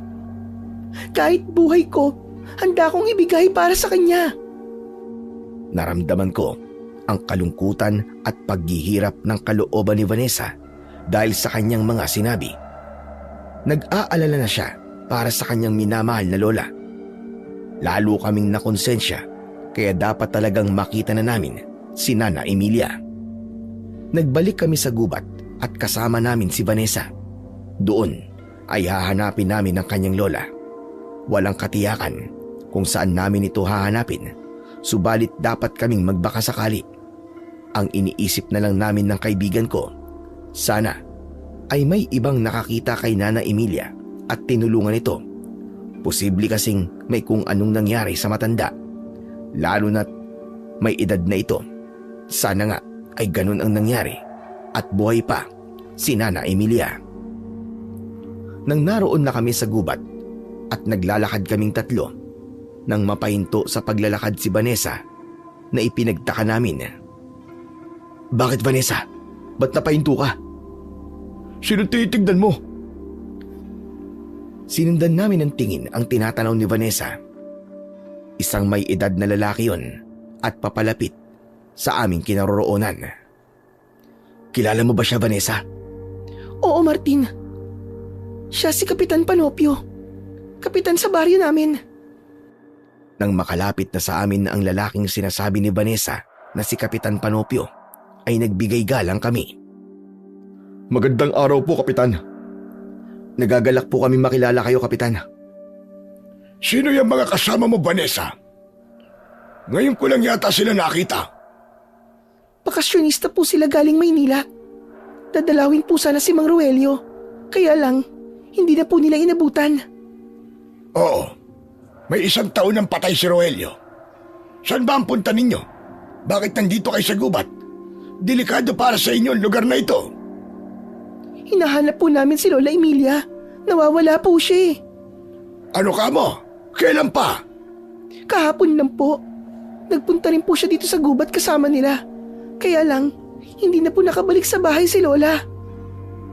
Kung kasama niyo ang lola ni Vanessa, paano siyang nawala? Naghiwalay po kasi kami ng lakad. Nagpaiwan po si Nana Emilia. Tapos, magkasama po kami ng kaibigan ko. Nang balikan po namin siya, biglang wala na po siya sa lugar na pinag-iwanan namin eh. Akala po namin ay nauna nang umuwi. Yung pala po hindi. Kaya nga po nagbalik po kami dito sa gubat para hanapin siya. Kapitan, baka po pwedeng tulungan niyo kami. Hindi ko po kakayanin kung tuluyang mawawala si Lola Emilia. Ang totoo po, Kapitan. Hindi lang po si Lola Emilia ang pakay namin, kundi nais din naming hanapin ang aswang. Ano ka mo? Aswang? Opo, Kapitan. Mangyari po kasi kagabi ay sumalakay na naman po ang aswang. Nakainkwentro po namin. Pasalamat nga po kami at hindi kami napahamak. Hindi namin siya napatay dahil tumakas siya eh. Alam namin na marami pa siyang magiging biktima. Baka nga ang aswang na rin na yun ang pumatay kay Tio Rogelio ko. Kaya dapat din siya mamatay para magkaroon ng katarungan ng sinapit ng tiyo ko. Pero ang sabi, kulto daw ang pumatay sa kanya dahil sa ginawa niyang pagsapi sa grupong yun. Alam niyo po ba, kung nasaan na po ang mga kulto na yon. Gusto rin namin kausapin ang mga miyembro nila. Nabuwag na ang kulto na yon. Kaya nga ang lugar na kung saan dati silang nagtitipon ay napabayaan na. Kung ano man ang pakay nyo, mabuti pa siguro ay kalimutan nyo na lang.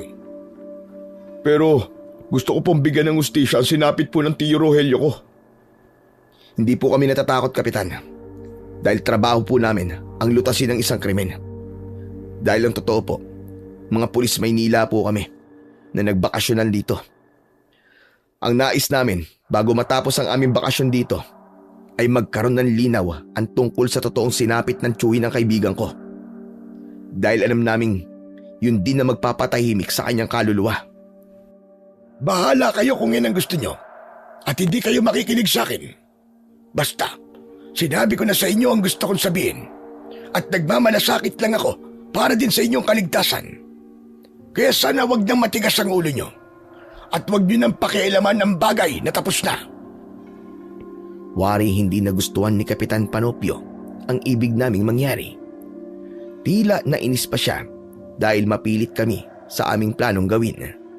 Hindi na rin niya pinansin at kinalimutan ang paghingi ng tulong ni Vanessa. Ramdam namin na tila yamot na umalis ang kapitan. May pagkasuplado pala si Kapitan. Nag-walk out ah. Ano nangyari doon? Parang mainit ang ulo ah. Oo nga eh. Bigla na lang umalis. Hindi na nabanggit kung tutulungan niya ba tayo sa paghahanap kay Lola Emilia. Hayaan mo na siya. Kung ayaw niya, bahala siya. Kami na lang ang bahala sa paghanap. Hindi kami titigil. At tanda akong tumulong sa inyo. Nagpatuloy kami sa paglalakad sa gubat. Puno ng pag-asa na makikita namin sa lugar na yon si Nana Emilia. Inabot na kami ng hapon na nagpaikot-ikot sa gubat. Kaya lang, nang magpasya na kaming umuwi at babalikan na lang kinabukasan, ay hindi na namin maipaliwanag ang nangyayari. Bakit ganun, Delio? Wala ka ba napapansin? Napapansin ano, Martin? Ako man, kanina pa nagtataka at kinakabahan. Vanessa, kasama mo kami. Kaya huwag kang kabahan. Pero, kanina pa tayo naglalakad para sana bumalik ng bahay natin. Kaya lamang, parang hindi na tayo makalabas itong gubat. Tama si Vanessa, tol. Yun nga ang pinagtatao ko kanina pa eh. Parang paikot-ikot lang tayo dito. Saka tignan mo yung puno na yan. Ilang ulit na tayong dumaan dyan eh. Tama ka, Martin. Napansin ko nga rin yun. Buong akala ko ay magkakamukha lang ang mga punong dinaraanan natin. Kaya baliwala sa akin kung dumaan tayo sa punong yan. Akala ko, magkakatulad lang. Pero yung pala, iisang puno lang yung kanina pa natin dinaraanan. Ano nangyayari sa atin? Namamatanda tayo. Pinaglalaroan tayo, kaya hindi natin matuntun ang tamang daan. Naloko na. Ngayon pa to nangyari, kung kailan nagsisimula ng dumilim. May paraan para hindi na tayo maligaw at masumpungan natin ang tamang daan. Kailangan baligtarin natin ang mga suot natin. Narinig ko na yan, tol. Baka sakaling epektibo. Sige na, baligtarin na natin ang suot nating damit. Babaliktarin ko rin ang damit ko. Doon na lang ako sa may makakapal na halaman magbabaliktad ng suot kong damit. Si Vanessa, dito lang kami ni Delio. Total eh, wala naman kaming kailangang itago sa isa't isa eh. Loko ka talaga, Martin. Kung ano sinasabi mo eh. Nakakaya tuloy kay Vanessa. Ikaw naman, masyado mo siniseryoso. Pinapangiti ko lang si Vanessa. Lumayo na sa amin si Vanessa para magkubli sa mga makakapal na halaman upang baligtarin ang suot na damit. Samantalang kami ni Delio ay hinubad na rin ang suot para baligtarin yon, sapagkat yun daw ang paraan para hindi kami maligaw. Pareho na naming nabaligtad ang aming suot na damit. Naghihintay na lang kami kay Vanessa na nagkukubli pa rin sa madamong lugar. At tagal naman ni Vanessa. Baka nahihirapang magbaligtad ng suot na damit. Kung puntahan ko na kaya para matulungan siya. Uy, wag kang ganyan. Nakakaya naman sa kanya. Hayang ka na naman eh. Di ka na mabiro eh. Habang nag-uusap kami ni Delio, ay narinig namin ang malakas na sigaw ni Vanessa. Tila may kung ano itong nakita. Uy! Ano nangyari dun? Halika tol, tingnan natin. Baka kung ano na nangyari kay Vanessa. Nagmamadali kaming tumakbo papunta sa kinaroroonan ni Vanessa. Ganun na lang din ang gulat at sindak namin dahil isang halimaw ang kasama ni Vanessa. Takot na takot ang dalaga at isiniksik ang katawan sa makapal na halaman. Martin, Delio! Tulungan niyo ako! Baka kung anong gawin sa akin ng aswang na to! Isang uri ng aswang ang nasa harap ni Vanessa.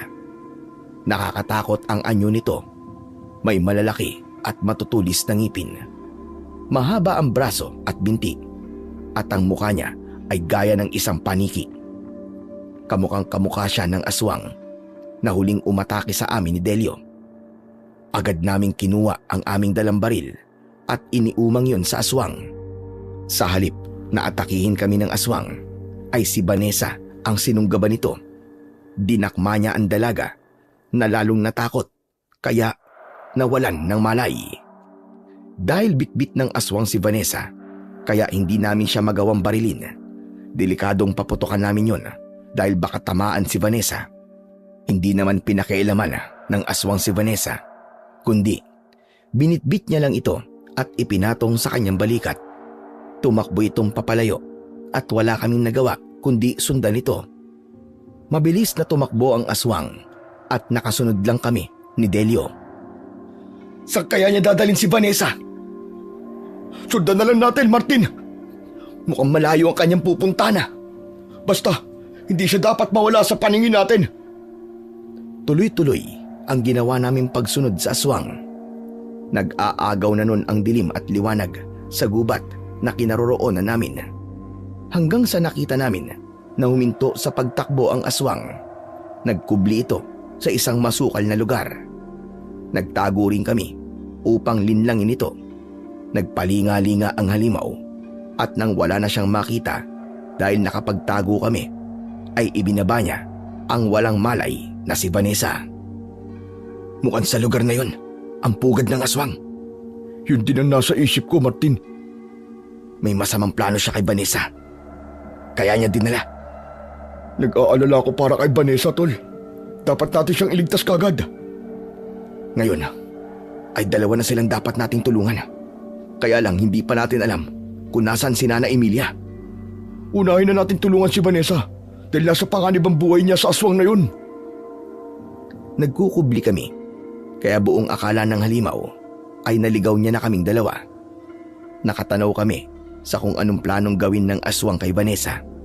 Naghahanda kami para sugurin siya. Habang nakamasid kami, ay ganun na lang ang aming gulat nang magbago ng anyo ang aswang. Anak ng putya, tol! Yung aswang! Naging si Kapitan Panopio! Walang iya! Aswang pala ang kapitan na yun! Kaya pala ganun na lang kung magsalita. Gusto pa niya, wag na nating ituloy ang ating planong pagganap kay Nana Emilia. Yung pala, isa siyang aswang. May masama siyang gagawin kay Vanessa. Ramdam ko yun, Delio. Mukhang manyakis ang kapitan na yun. Hindi nga ako nagkamali sa aking hinala. Mula sa kinaroroonan namin, ay tanaw namin ang masamang pinaplano ni Kapitan Panopio. Nais niyang pagsamantalahan ang dalaga. Hindi natin dapat tayaan sa kanyang kamanyakan ang kapitan na yun. Susugurin ba natin kapag nagpakita tayo sa kanya, tsak na magbabago uli ng anyo yan at magiging aswang? Kailangan makalapit tayo sa kanya nang di niya namamalayan. Kaya gumapang tayo papalapit. O Delio, tara, lumapit na tayo sa kanya. Samantala, tila naglalaway naman si Kapitan Panopio. Natitig sa walang malay na si Vanessa. Nang aalisan na ng kapitan ng saplot ang dalaga, ay hindi kami makapaniwala sa sunod na nangyari. Dahil mula sa isang kubling lugar ay lumitaw si Nana Emilia at may hawak na kaputol na kahoy. Paulit-ulit niyang inihampas kay Kapitan Panopio ang hawak na kahoy. Hayop ka! Mamatay ka ng manyakis ka! Mamatay ka na! Hindi tinigilan ni Nana Emilia ang paghataw kay Kapitan Panopio. Hinawakan ng kapitan ang kahoy at hinila yon. Nabitiwan yun ng matandang babae. Dahil hawak na ni Kapitan Panopio ang kaputol na kahoy, ay hinarap niya si Nana Emilia upang ihataw sa matanda ang tangan na kahoy. Subalit bago pa maipalo ni Kapitan kay Nana Emilia ang kahoy, ay umalingaw-ngaw ang putok ng baril. Binaril ni Delio si Kapitan, subalit sa braso lang ito tinamaan, kaya nabitiwan niya ang hawak na kahoy. Saka kami tumakbong papalapit sa kanila upang iligtas din si Nana Emilia. Subalit biglang nagbago uli ng anyo si Kapitan Panopio. Minsan pa ay naging halimaw ito at handa niya kaming atakihin. Upang hindi naman makalapit sa amin ng aswang, ay pinaputukan namin ito ng pinaputukan. Yun nga lang, may hangganan ang bala ng aming baril. Wala na akong bala, Delio. Ako rin, Martin. Ubus na ang bala ko. Paano na tayo nito? Ang medalyon mo, yan na lang ang tanging pag-asa natin. Subalit nang ilalabas ko sa loob ng aking suot na t-shirt ang medalyon, ay nawawala yon. Wala sa leeg ko. Anak ng, nasan yun, tol? Wala sa leeg ko, ah. Ano? Hindi pwedeng mawala yun. Paano tayo? Saan napunta? Hindi ko rin alam eh. Baka napatid habang gumagapang kaninang papunta tayo kay Vanessa. Ano gagawin natin ngayon? Yari tayo nito. Kapwa na kami natataranta, lalo na't wala ang medalyon ko. Umaatungal na ang aswang na nakahanda na upang sunggaban kami. Samantala, sa kabilang lugar naman ay pilit na ginigising ni Nana Emilia ang wala pa ring malay na si Vanessa. Delio, tol. Humanda ka na. Bakit? Ano gagawin natin? Wala na tayong ibang paraan na dapat gawin, kundi ang tumakbo. Ano? Yun na lang ang paraan para makaalis tayo at mailigtas sa mga sarili natin. Eh paano sina Nana Emilia at Vanessa? hindi natin kakayanin. Wala ang medalyon ko. Kaya iligtas na lang muna natin ang ating mga sarili. Naghahanda na kami para tumakbo at takasan ng aswang nang makarinig kami ng malakas na atungal na may kasamang pag-angil. Ano yun? Hindi yun ang tunog ng aswang na si Kapitan, ah. May iba pang halimaw. Talagang minamalas tayo, Martin. Mula sa isang masukal na lugar ay lumitaw ang isa pang nakakatakot na nilalang. Isa rin itong uri ng aswang. Subalit ng pagmasdan ko yun ay pamilyar sa akin ang itsura nito. Delio, siya yung isa pang aswang na sumugod sa tinitira natin. Iba pala ang aswang na yun. Hindi nagustuhan ng aswang na si Kapitan Panopio ang pagdating ng isa pang nakakatakot na nilalang. Dahil pakiwari ng unang aswang ay magiging karibal niya ang dumating para agawan siya ng magiging pagkain.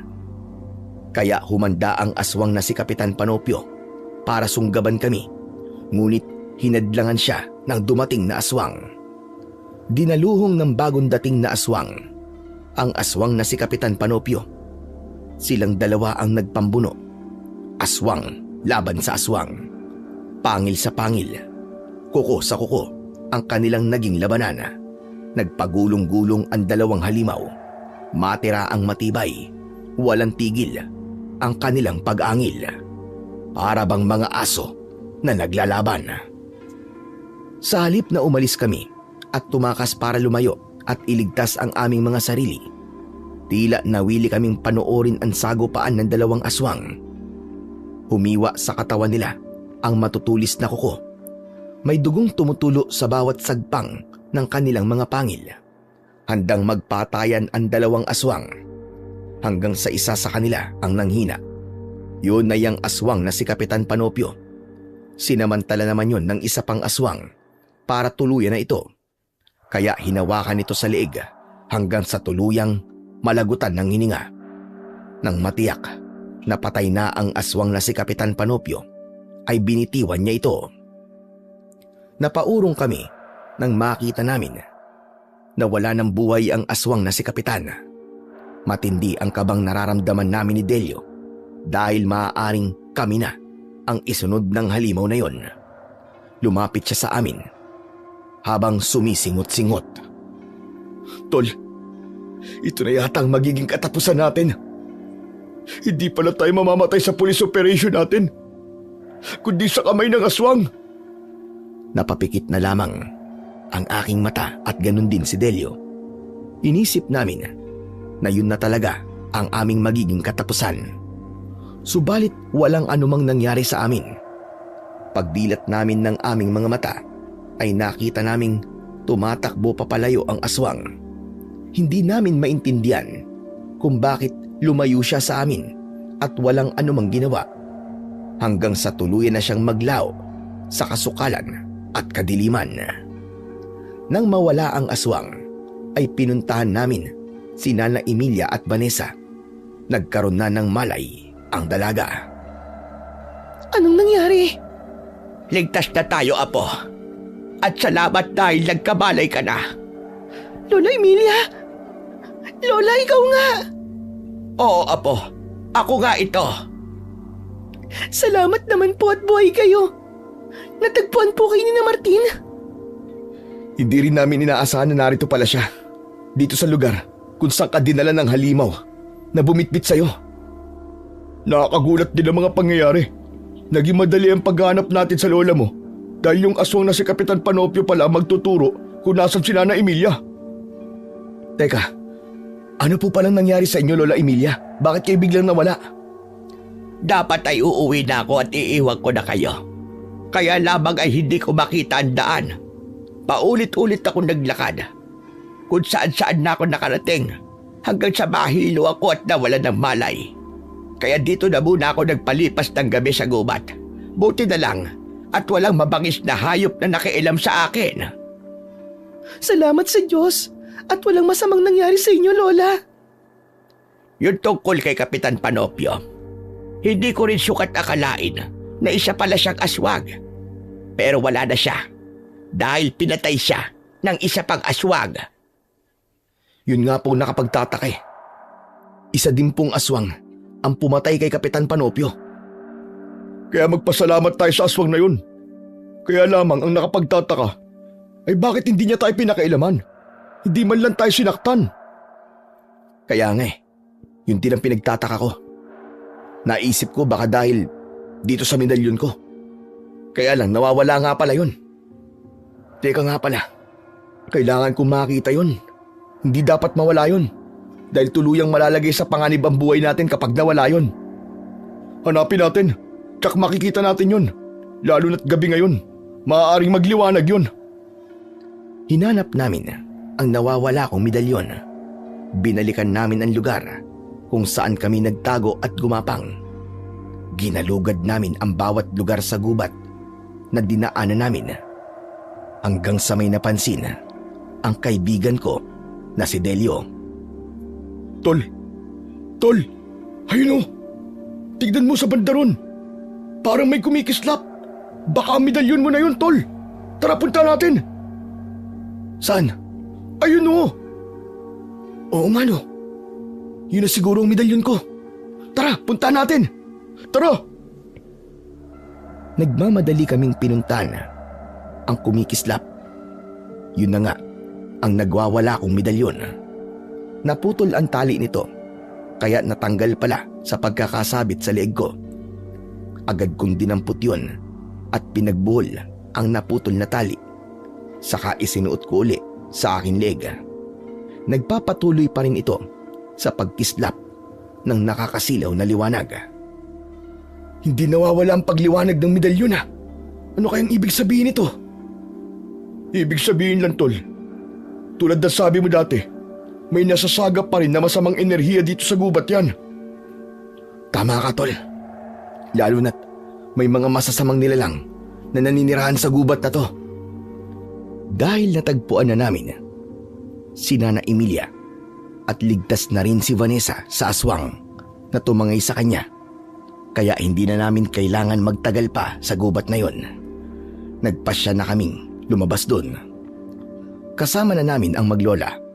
Subalit, wala nang naging aberya sa paglalakad namin dahil madali naming natuntun ang tamang daan hanggang sa ganap na kaming makalabas ng kagubatan. Mag-uumaga na nang makabalik kami ng aming bahay. Inihatid na muna namin ang maglola sa tirahan nila para matiyak ang kanilang kaligtasan. Hindi namin alam kung kailangan ba naming ipaalam sa mga taga-baryo ang tunay na pagkatao ng kanilang kapitan na isang aswang. Hindi pa namin yon napag-usapan ni Nana Emilia. Saka na lang siguro dahil nakakapagod ang mga nangyari sa amin. Ang kailangan namin ay pahinga. Pag-uusapan na lang namin ang tungkol sa lihim ng pagkatao ni Kapitan Panopio sa susunod na araw. Nang kapwa na kami makapagpahinga, ay nakipag-usap kami kay Nana Emilia upang hingin ang kanyang opinyon tungkol kay Kapitan Panopio. Naging usap-usapan na rin sa baryo ang pagkawala nito. Pero isa lang ang naging tugon ni Nana Emilia. Huwag na tayong makialam pa. Hayaan na lang natin sila sa paghahanap kay Kapitana. Hindi na po natin ipapaalam ang nangyari sa kanya. Hindi na, Martin. Baka mamaya ay mapasama pa tayo dyan. Isa pa, dapat lang naman ang sinapit ng walang hiyang kapitan na yon. Gusto pa talaga niyang halayin ang apo ko. Manyakis siya.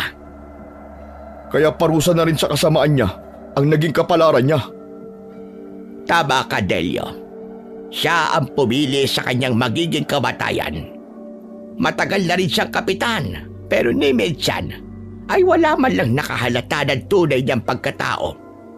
Isa pala siyang kampo ng kadiliman. Isa pala siyang aswang. Kaya pala, hindi rin napapatay ang aswang na gumagala dito sa baryo dahil siya mismo ang protektor sapagkat kauri niya ang mga halimaw na yon. Pero ngayong wala na si Kapitana, sana matahimik na ang baryo. Yan nga ang ikinakabahala ko, Martin. Hindi natin alam kung ano ang pwedeng mangyari sa pagkawala ni Kapitana. Isang bagay yon na nakakabahala, lalo na't siya ang pinuno ng mga aswang dito. Mukhang may punto si Nana Emilia. Dahil ng sumunod na gabi ay ginambala kami ng mga kakaibang ingay mula sa labas ng bahay. Tila mga ungol yun, kaya ginising ko si Delio upang marinig din niya. Nang magising ang kaibigan ko, ay sumilip kami sa bintana.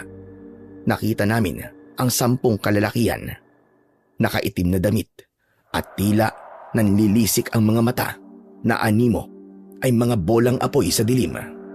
Natatanglawan sila ng liwanag mula sa buwan. Bakit may mga tao sa labas ng bahay? Sino mga yan? Labasin natin para malaman natin. Lumabas kami, pero binitbit namin ang aming baril na puno ng bala. Tinanong namin ang mga ito.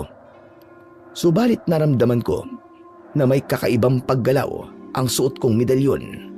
Hudyat yun ng kakaibang enerhiya na nasa paligid lang.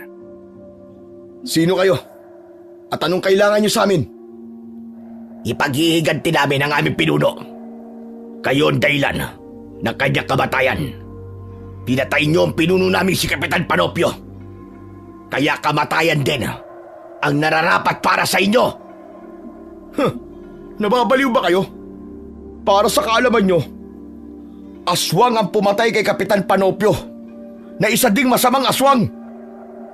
Wala akong pakialam. Kailangan niya ng katarungan at ibibigay namin yun sa kanya.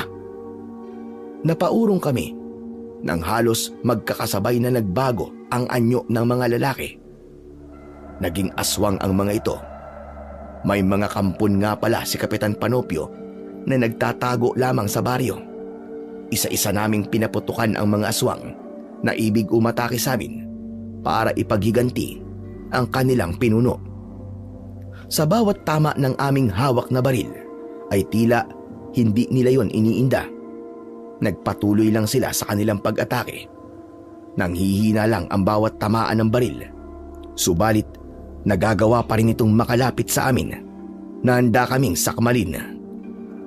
Ang medalyon, Martin! Ilabas mo na! Agad kong inilabas yun at iniharap sa mga aswang. Naglabas ng malakas na liwanag ang medalyon. Nasilaw ang mga aswang, subalit nanatiling buhay pa rin ang mga ito. Maya-maya pa ay may narinig kaming malakas na atungal na may kasamang pag-angil. Dumating doon ang isang malaking aswang na nakaengkwentro ni Kapitan Panopio sa gubat. Nandito na naman siya, Delio. Tama ka. Siya ang kumakalaban sa mga lalaking naging aswang. Kitang-kita namin ang ginawa ng dumating na aswang.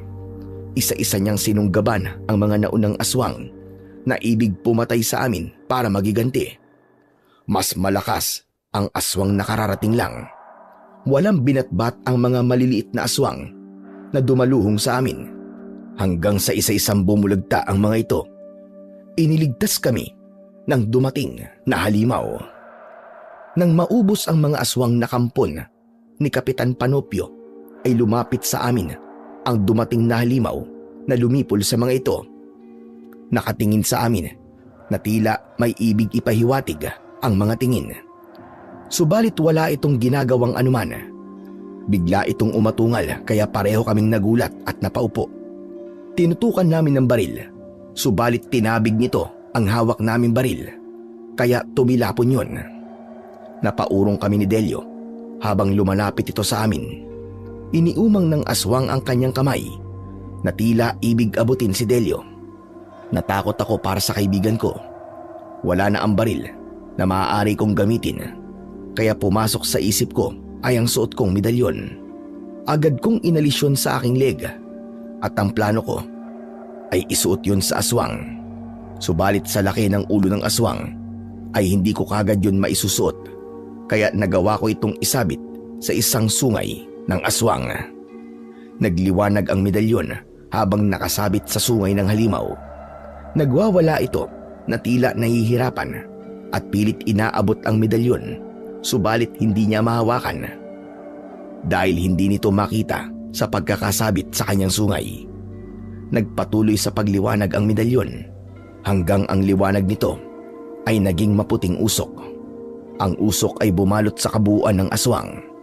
Tumigil sa pagwawala ang halimaw at bumagsak at nawala ng malay.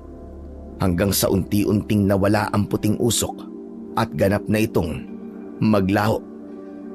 At biglang tumambad sa aming harapan ang isang matandang lalaki. Nanlaki ang mga mata ni Delio dahil pamilyar ito sa kanya. Nagbago na ang anyo ng aswang. Si Tio Rogelio. Siya ang aswang na nagligtas sa atin, tol. Ano? Siya ang tiyong mo? Oo, Martin. Hindi namatay si Tio Rogelio. Ayan siya. Nilapitan ni Delio ang kanyang tiyuin.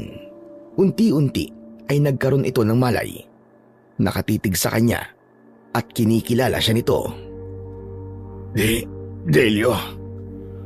Pamangkin ko. Opo, Chong. Ako nga po ito. Salamat. Maraming salamat sa iyo. Ikaw pala magiging susi para makabalik ako sa dati kong anyo. Salamat at nagpunta ka rito. Sa aking probinsya. Salamat, Chong. At buhay kayo. Pagkatapos ng mga pangyayaring yon, ay ikinuwento sa amin ni Mang Rogelio ang tunay na nangyari. Ang kulto na kanyang sinalian ang dahilan ng kanyang pagiging aswang. Ginawa siyang aswang ng mga ito nang kontrahin niya ang mga patakaran at hindi sundin ang nais ipagawa. Nang mabuwag ito at tuluyan ng umalis sa gubat, ay naiwan siya bilang isang aswang.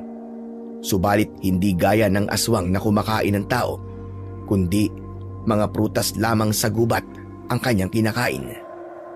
Kaya naging kakaibang aswang siya. Ang tunay na masama ay ang grupo ni Kapitan Panopio na hinahadlangan niya. Hindi naman siya nabigo na lipulin at patayin ang mga kauri ni Kapitan Panopio. Natapos na ang kasamaan ng mga aswang na grupo ni Kapitan at ngayon ay nagbalik na sa dati si Mang Rogelio at dahil yun sa aking medalyon na bigay pa ng aking lolo na isang antingero. Sa huling araw ng pananatili namin sa probinsya ng Tio Rogelio ni Delio ay natapos ang lahat ng problema at muling nagkita ang magtsuhin. Tunay na kakaiba at hindi pangkaraniwan ang naging pagbabakasyon namin ng kaibigan ko. Isang karanasan na hindi na namin malilimutan na lalong nagpatibay ng aming pagkakaibigan. Pabalik na kami ng Maynila sakay ng barko pero hindi pa rin kami makapaniwala sa mga nangyari sa amin. Ang hangaring gumawa ng mabuti at makatulong sa kapwa ay laging may magandang ibinubunga. Hindi man natin to inaasahan, subalit ito'y darating sa ating buhay sa tamang panahon at pagkakataon. Hanggang dito na lamang po ang aking kwento at sana may natutunan po kayo na magandang aral. Sa huli, ang tunay na kabayanihan ng ating mga magigiting na pulis ay hindi nasusukat sa medalya, papuri o anumang gantimpala, kundi sa kanilang araw-araw na pagharap sa panganib, alang-alang sa kapayapaan ng nakararami. Sa bawat sigaw ng saklolo, sa bawat panganib na kanilang hinaharap, at sa bawat gabing sila'y napupuyat upang bantayan ang ating mga pamayanan, malinaw na ang kanilang serbisyo ay higit pa sa trabaho. Ito ay isang panata, isang misyong iniaalay para sa kapakanan ng bayan. Sa kabila ng bahid at pagkukulang ng iilan, nananatiling nangingibabaw pa rin ang kabutihan, katapatan at sakripisyo ng mas nakararaming alagad ng batas na buong pusong tumutupad sa kanilang sinumpaang tungkulin. Tulad na lamang ni Delio at Martin, pinatunayan nila na ang tunay na lakas ay hindi lamang nasusukat sa tapang sa laban, kundi sa lalim ng kanilang paninindigan, sa tibay ng kanilang samahan at sa kanilang malasakit sa kapwa sa gitna ng anumang pagsubok. Maging ito man ay karaniwang panganib o mga hamong tila lampas na sa pangkaraniwan. Sa kanilang kwento, nasilayan natin ang katotohanan na ang pagiging alagad ng batas ay hindi lamang tungkol sa pagsugpo sa kasamaan, kundi sa patuloy na paninindigan para sa tama. Kahit pa ang kapalit nito ay ang kanilang sariling kaligtasan. Sinasabi nga sa Roma 13:4, sapagkat siya ay lingkod ng Diyos para sa iyong ikabubuti. Ngunit kung gumagawa ka ng masama, matakot ka, sapagkat hindi niya dinadala ang tabak ng walang dahilan. Siya ay lingkod ng Diyos, tagapaghiganti upang magdala ng parusa sa gumagawa ng masama. Kaya naman, sa dulo ng lahat, patuloy nating kilalanin, igalang at suportahan ang ating mga pulis, sapagkat sa bawat tahimik na umaga at gabing ating nararanasan, may mga pusong handang magsakripisyo, may mga pamilyang handang maghintay, at may mga buhay na nakataya para lamang mapanatili ang kaayusan at kapayapaan ng ating lipunan. Huwag sana nating hayaang matabunan ng ilang pagkukulang ang kabutiang hatid ng nakararami. Bagkus ay magsilbi itong paalala na ang tiwala at paggalang ay dapat ibigay sa mga tunay na karapat-dapat. At pinakahuli sa lahat, sumasaludo ko sa mga pulis na aking kaibigan at kakilala at sa lahat ng pulis sa buong mundo na handang ibuwis ang kanilang buhay at tumutupad ng tapat sa kanilang sinumpaang tungkulin. Shout-out nga po pala sa mga kaibigan ko at mga kumparing pulis na sina Mama Sting, Sir Kokoy, Paring Nuno Paring Marco at Richard, mga kaibigan kong pulis, saludo ako sa inyo mga tol. Mabuhay kayo hanggang gusto nyo at naway patuloy kayong gabayan at ingatan sa bawat takbang ninyo sa inyong paglilingkod. Maraming salamat po sa inyong walang sawang pagsuporta at pakikinig sa aking mga YouTube channel. At sana po, huwag nyo rin pong kalimutang mag-subscribe at i-hit ang notification bell at pakishare na rin po ang aking mga kwento para sa mas marami pang makapigilininga na mga kwentong aswang at katatakutan mula sa mundo ng kababalaghan. Hanggang sa muli po, at pagpalain kayong lahat ng ating dakilang Diyos na siyang pinakamakapangyarihan sa lahat.